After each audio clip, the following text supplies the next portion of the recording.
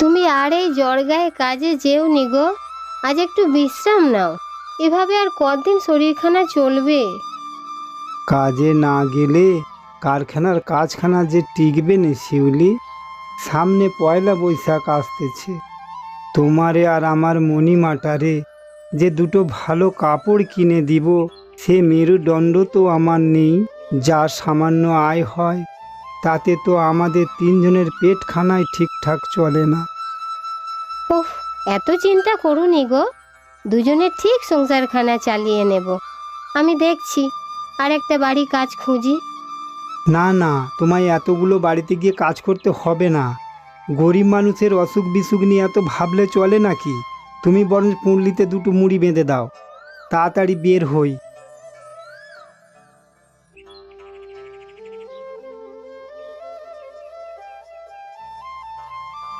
একটা দীর্ঘশ্বাস ফেলে কিছুটা মুড়ি আর দুটো চাপা কলা পুটলিতে বেঁধে দিল শিউলি। পুটলিটা নিয়ে কাজের উদ্দেশ্যে রওনা হলো গোপাল।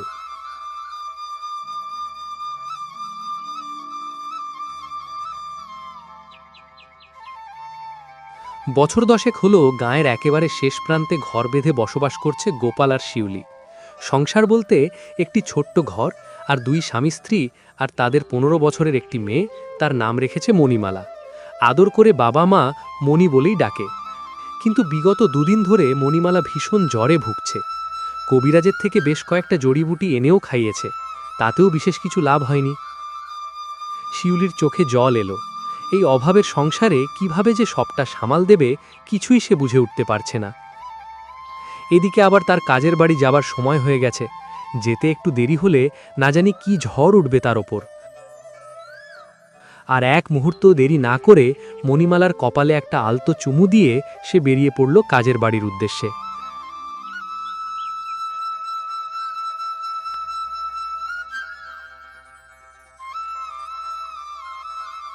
হ্যাঁ গা শিউলি, তোর এতক্ষণে আসার সময় হলো?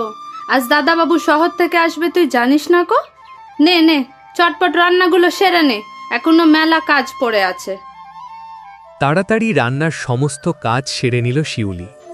আজ কাজে তার একটুও মন বসছে না। তার অসুস্থ মেয়েটা বাড়িতে একা পড়ে আছে। সে মনে মনে ঠিক করল পাশের গ্রামে এক নামকরা কবিরাজের কথা সে শুনেছিল। বাড়ি ফিরে মণিমালাকে তার কাছেই নিয়ে যাবে। এমন সময় মীরাদির আওয়াজে তার চিন্তায় ছেদ পড়ল। এই শিউলি, কি ব্যাপার বলতো তোর? আজ তোকে কেমন অন্যমনস্ক দেখাচ্ছে, কি হয়েছে বলতো তোর? আসলে মীরা দিদি, 2-3 দিন ধরে মেয়েটার বড্ড জ্বর গো। কবিরাজের থেকে জড়িবুটি খাওয়ালাম, কিন্তু তাতেও যে মেয়েটা সুস্থ হলো না। মেয়েটাকে নিয়ে বড্ড চিন্তা হচ্ছে গো দিদি। আমার ফুলের মতন সুন্দর মেয়েটা এই 2 দিনে কেমন যেন শুকিয়ে গেছে। আচ্ছা আচ্ছা শিউলি, তুই একটু দাঁড়া, আমি এক্ষুনি আসছি। মীরা তৎক্ষণাৎ তাড়াহুড়ো করে ঘরে গেল।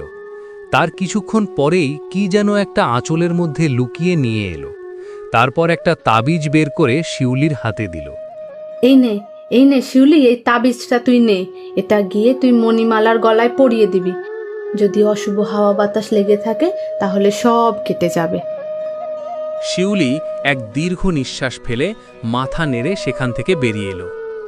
বাড়ি ফিরে সে মীরাদির কথা মতো মণিমালার গলায় তাবিজটা পরিয়ে দিল। কিন্তু তাবিজটা পরিয়ে দেওয়ার সাথে সাথেই তার ঘর যেন কেমন কেঁপে উঠল। তবে কি মীরা দিদির কথাটাই ঠিক ছিল? আমার মনের কি তবে অশুভ হাওয়া বাতাসই লেগেছিল? দিদি গো, এ কি সর্বনাশ হলো গো দিদি। এখন তো তোমার কপালটা ফুললো গো দিদি। এই পুটি, কি হয়েছে? কাঁদছিস কেন তুই? কি রে, কথা বলছিস না কেন? বল বল, কি হয়েছে? পুটি তার প্রশ্নের কোনো উত্তর দিল না। শিউলি তাড়াহুড়ো করে বাইরে বেরিয়ে দেখে উঠানে সাদা চাদর ঢাকা দেয়া একটা মৃতদেহ শুয়ে আছে। ভয়ে শিউলির বুকটা আঁতকে ওঠে। মুখের ওপর থেকে সাদা কাপড়টা সরাতে দেখল এ আর কেউ না, তার স্বামী গোপাল। না, এ কিছুতেই হতে পারে না, এ কিছুতেই হতে পারে না। সঙ্গে সঙ্গে সে চিৎকার করে সে সেখানেই অজ্ঞান হয়ে গেল। লোকটা তো খুব ভালো লোক। বাইরের হইচই শুনে এতক্ষণে বিছানায় শুয়ে থাকা অসুস্থ মণিমালা অসুস্থ শরীর নিয়ে বাইরে বেরিয়ে এলো। তারপর বাবার মৃতদেহের সামনে বসে খুব চিৎকার করে কাঁদতে লাগলো।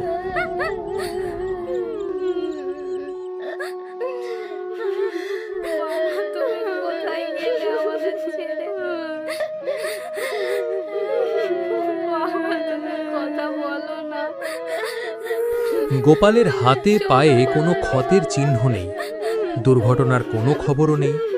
এখনো কেউ বুঝে উঠতে পারল না যে মৃত্যু কিভাবে হলো। গাঁয়ের সকল মেয়ে বউরা একে একে বিদায় নিল।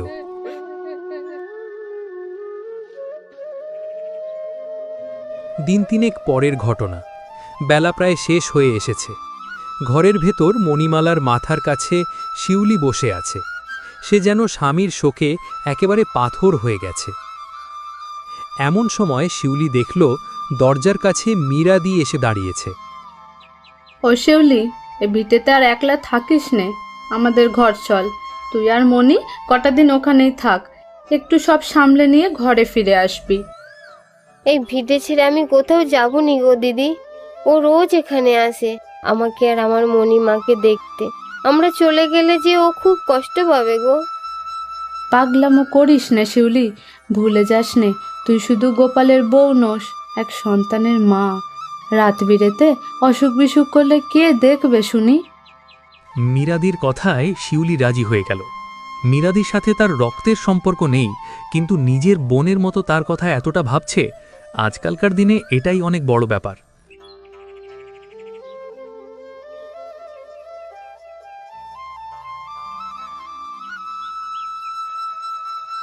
অশিউলি, আদা দিয়ে ভালো করে চা করেছি, একটু আয় খেয়ে নে দেখি। আমার আর আমার মেয়ের জন্য এত করছো দিদি? কেন করছো? রক্তের সম্পর্ক থাকলেও কেউ এতটা ভাবে না। অশিউলি, আমি তোকে নিজের ছোট বোনের মতনই ভাবি রে। আচ্ছা ছাড় এখন এসব কথা। বলছি, মনির শরীরটা দিন দিন কেমন খারাপ হয়ে যাচ্ছে রে। এক কাজ কর, পাশের গ্রামে এক বাবা আছে শুনেছি, সে নাকি ঝাড়ফুঁক করে। জানা শিউলি, একটা বার মেয়েটারে নিয়ে যা। এই কথা বলে মীরাদি সেখান থেকে চলে গেল।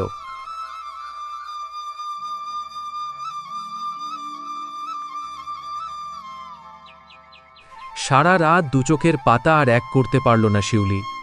সূর্য উঠতেই স্নান সেরে পরনে একটা সাদা কাপড় জড়িয়ে মণিকে নিয়ে সে ছুটল পাশের গায়ের সেই বাবার কাছে।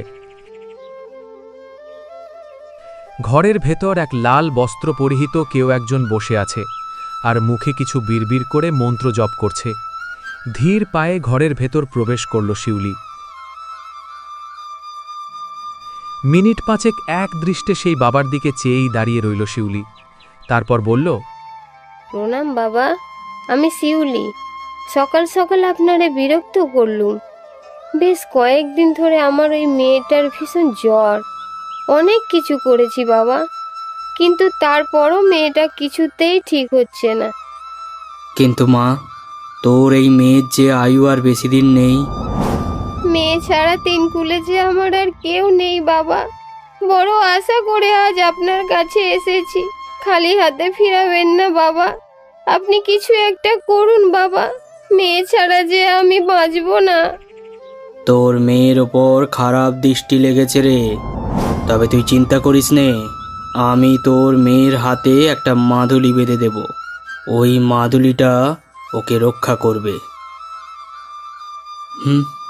তাবিজটা ওর গলায় কিভাবে এলো?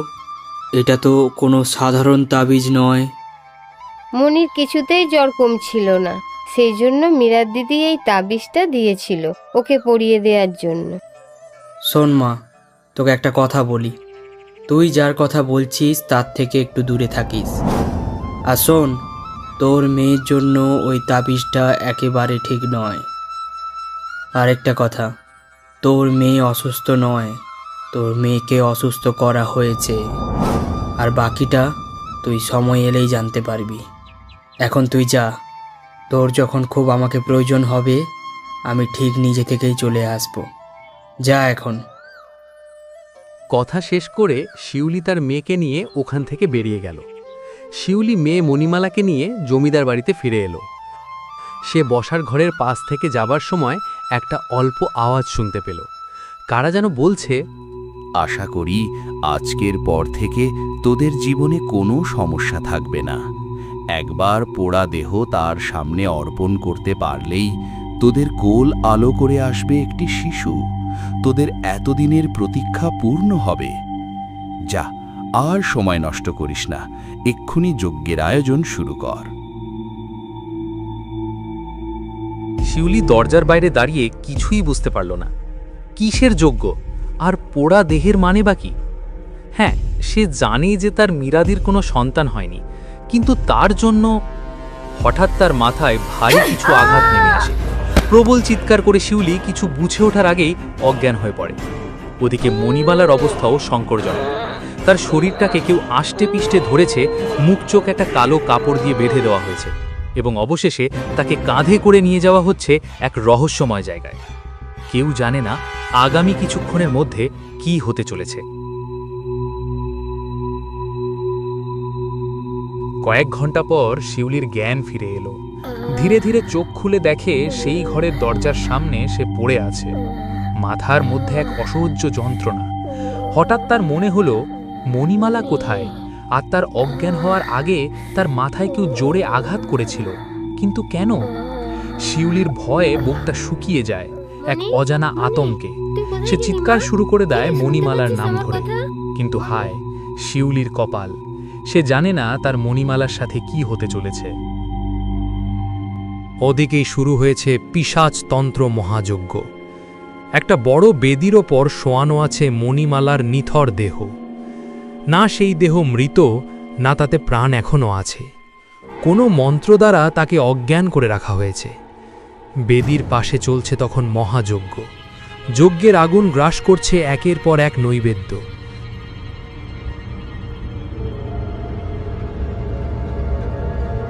ওদিকে শিউলি মেয়েকে পাগলের মতো এঘর ওঘর খুঁজতে থাকে।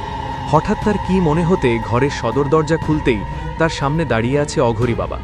শিউলির মনে এবার একটু সাহস জেগে ওঠে। বাবা, বাবা আমাদেরকে বাঁচান বাবা, আমার মেয়েকে বাঁচান বাবা, আমাদের যে বড় বিপদ। থাক, আর কিছু বলতে হবে না, আমি জানি সব। ওরা তোর মেয়ের প্রাণ নিতে চলেছে। কথাটা শোনা মাত্র শিউলির মাথায় যেন এক বাজ পড়ল। এ কি শুনছে সে? তার প্রাণের মণিমালাকে হত্যা করবে? বাবা, বাবা আমাকে নিয়ে চলুন সেখানে, আমার মণিমালার কাছে নিয়ে চলুন আমাকে। আমার মণিমালা কোথায়? আয় আমার সাথে, ওরা কোথায় তা আমি জানি।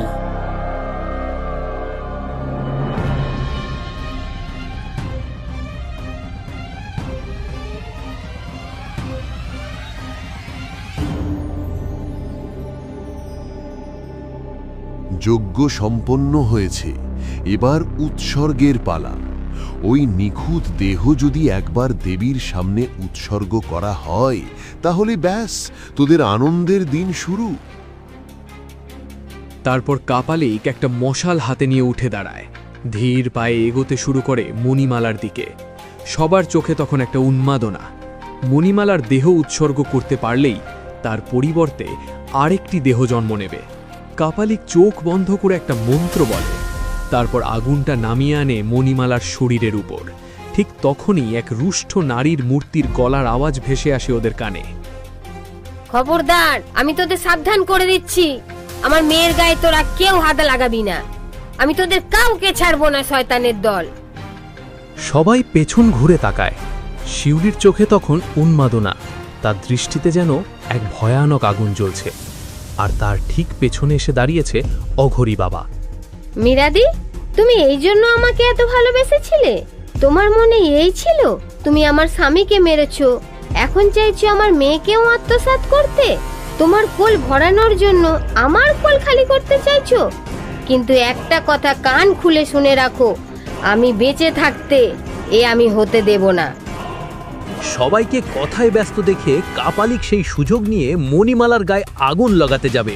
ঠিক তখনই একটা ত্রিশূল তার পিঠে এসে বিঁধে। অসহ্য যন্ত্রণায় কাপালিক কোকিয়ে ওঠে। শিউলি, তাড়াতাড়ি ওই তাবিজটা গলা থেকে খুলে আগুনে ফেলে দে।